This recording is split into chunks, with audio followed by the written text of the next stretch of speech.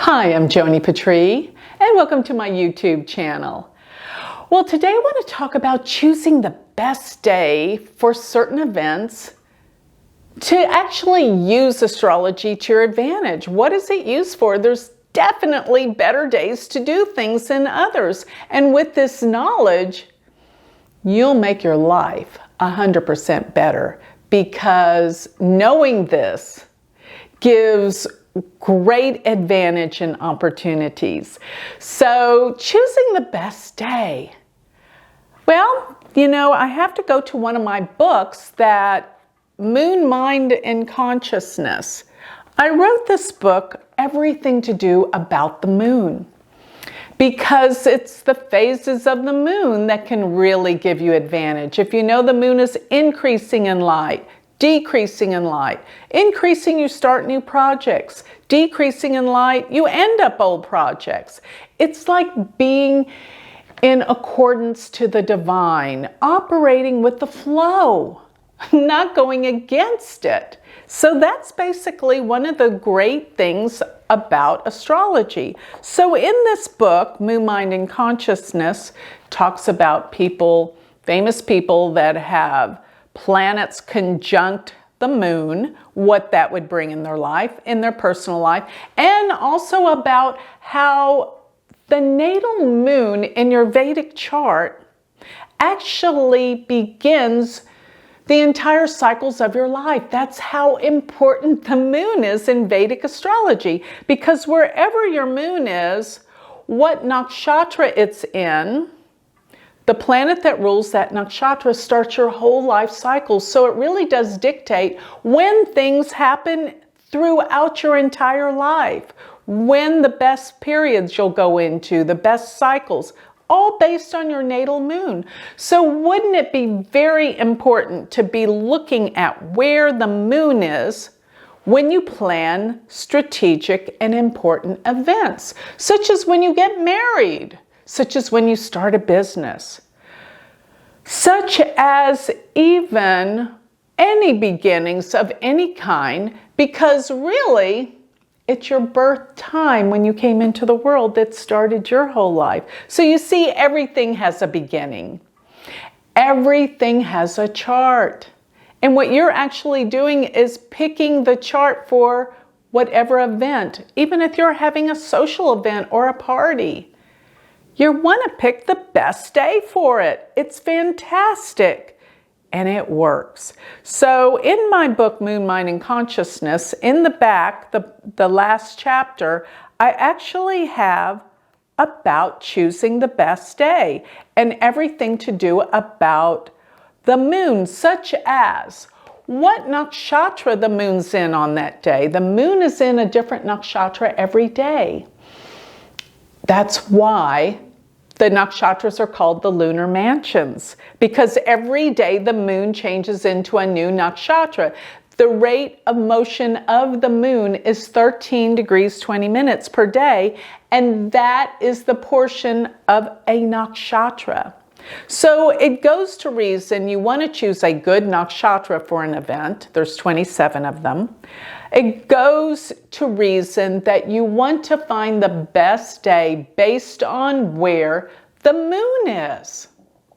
And what I mean by that, where is it relative to all the other planets? You don't want the moon conjunct Saturn or Mars or Rahu or Ketu.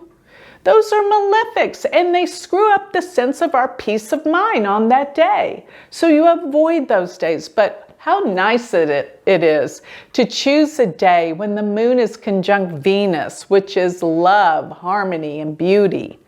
Or you have the moon conjunct Jupiter, which is expansion and opportunities and wealth. It's that simple to choose days where the moon is in good relationship to the other planets. We call these aspects. And that's what I look for. And there's other long-range events that you're going to want to look for. Where's Jupiter? Where's Saturn? But the thing that moves the fastest in a chart is the moon. So that's the thing that changes from day in to day out. And that's what I look for when I'm planning events for certain things. The full moon brings things to fruition. A bright moon means awareness, consciousness. A new moon means a new beginning, but it's a little dark. You can't see outside. Just imagine it's like a seed that's been planted underneath the ground. It's still dark till it rises above the ground. And then you have the growth of the moon as it grows in light. So many times they say, don't put your house on the market when you've got a moon that's right before the new moon, because it's ending a cycle. You're going to want to choose a day when the moon is growing in light after the new moon. So between the new moon to the full moon, the moon is growing in light. We call that a waxing moon. And then when a waning moon means it's losing its light, it's getting smaller to the darkness, and then it returns back to the new moon. So this is the whole lunar cycle. So it goes to reason, check out what sign the moon's in as well, because that sign can really dictate the feelings of everyone around you. So you don't want to have a party when the moon is in a difficult nakshatra, a difficult sign, and conjunct malefics. Half the people wouldn't get there, or something would happen, the food would be late, people are in bad moods. But you can change everything by choosing the correct day, by the moon being with benefics in a good nakshatra, as well as if it's increasing or decreasing in light. And let me just give you one example of something really big. I always plan the days that I begin my university's first semester classes. I mean, I go to a lot of trouble to make sure it's a good day astrologically. And I want it to be a good day for what? Jupiter, because it's learning. Education, higher learning, knowledge, spirituality.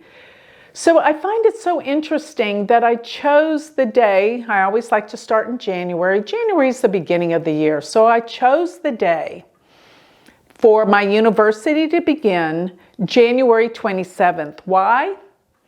Because Jupiter, first of all, for almost a year is in a particular sign. So when it's in a bad sign, such as Jupiter being in Capricorn, it's weak, it's debilitated. Does that mean not do anything for the year? No. You got to find certain, it's almost like exceptions to the rule, if you want to say, or loopholes. And what I found was Jupiter being next to the sun, which is going to be the whole month of January practically, because the sun's in Capricorn, and so's Jupiter, and so's Saturn. Saturn actually mitigates the negativity of the debilitated Jupiter. But Jupiter being close to the sun the whole month, I had to find a day that had a loophole. And I did, because there's something in astrology called Cassimi. And Cassimi is when a planet is the same degree as the sun. So there's usually one day, because remember the sun moves 1 degree per day. So there's one day that the planet is one with the sun. And it means that that planet becomes one with the sun. And the sun emits its rays of energy of that planet that is exactly conjuncted. On January 27th, Jupiter is Cassimi, the sun.